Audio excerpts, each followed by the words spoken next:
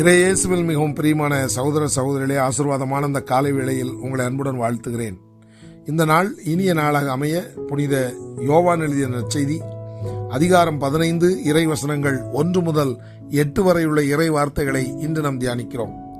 இன்றைய நற்செய்தி பகுதியில் ஆண்டவராகிய இயேசு கிறிஸ்து தன்னுடைய சீடர்களுக்கு ஒரு அற்புதமான காரியத்தை அவர் எடுத்துரைக்கிறார். என்னவென்றால், அவரை செடியாகவும் தன்னுடைய சீடர்களை கொடியாகவும் அவர் ஒப்பிடுகிறார். அவ்வாறு ஒப்பிட்டுவிட்டு, கொடியானது செடியோடு இணைந்திருந்தால் மட்டுமே கனி தர முடியும் என்பதை அவர்களுக்கு எடுத்துரைக்கிறார்.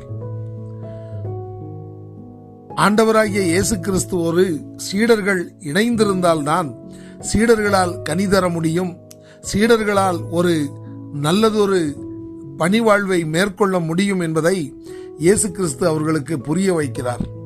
ஆமென கருமையானவர்களே, உலக ரீதியாக நாம் பார்க்கிற பொழுது பிள்ளைகள் பெற்றோர்களோடு இணைந்திருந்தால்தான் அந்த பிள்ளைகளால் இந்த மண்ணுலகில் ஏதாயிலும் காரியங்களை சாதிக்க முடியும்.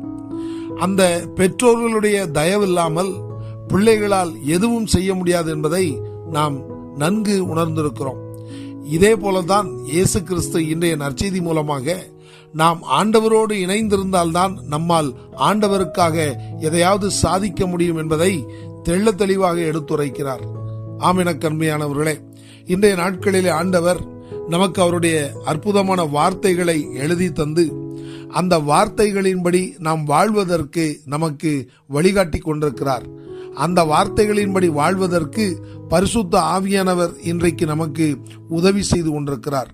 அது மட்டுமல்லாமல், நீங்கள் என்னுள்ளும் என் வார்த்தைகள் உங்களுள்ளும் நிலைத்திருந்தால் நீங்கள் விரும்பி கேட்பதெல்லாம் நடக்கும் என்று சொல்லி அந்த சீடர்களுக்கு அவர் எடுத்துரைப்பதிலிருந்து நாம் ஒன்றை நன்றாக புரிந்து கொள்ள முடிகிறது. என்னவென்று சொன்னால், நாம் ஆண்டவரோடும் அவருடைய வார்த்தைகளோடும் நாம் நிலைத்திருந்தால் இந்த உலகத்தின் எந்த தேவைக்கும் நாம் கேட்டு பெற வேண்டிய அவசியமில்லை. மாறாக அவை தானாக நம்முடைய வாழ்க்கையில் நடக்கும் என்பதை இயேசு கிறிஸ்து உறுதிப்படுத்துகிறார். இந்த அருமையான ஆலோசனைகளை நாமும் நம்முடைய வாழ்க்கையில் உள்வாங்கிக் கொண்டு சீடர்கள் எவ்வாறு இந்த ஆலோசனைகளின்படி வாழ்ந்து ஒரு மிகப்பெரிய புரட்சியை இந்த மண்ணுலகில் ஏற்படுத்தினார்களோ, அதே போல நாமும் ஆண்டவருடைய வார்த்தைகளோடு நம்மை இணைத்து கொண்டு அற்புதமாய் செயல்படுவோம், அதிசயமாய் செயல்படுவோம். அதே வேளையில் இந்த மண்ணுலகில் நாம் வாழ்வதற்கு நமக்கு என்னவெல்லாம் தேவையோ, நமக்கு என்னவெல்லாம் அவசியமோ, அவை அனைத்தையும் அவர் நேர்த்தியாய் அதன் வேளையின்படி தந்து நம்முடைய முகங்களை பிரகாசிப்பிக்க வைப்பார் என்பதில் எந்த விதமான சந்தேகமும் இல்லை.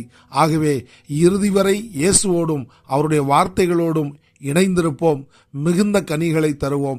ஆண்டவருடைய ஆசீர்வாதங்களை நாமும் அனுபவிப்போம், மற்றவர்களுக்கும் பகிர்ந்து கொடுப்போம். இந்த இனிய சிந்தனையுடன் இந்த நாள் இனிய நாளாக அமைய உங்களை அன்புடன் வாழ்த்துகிறேன்.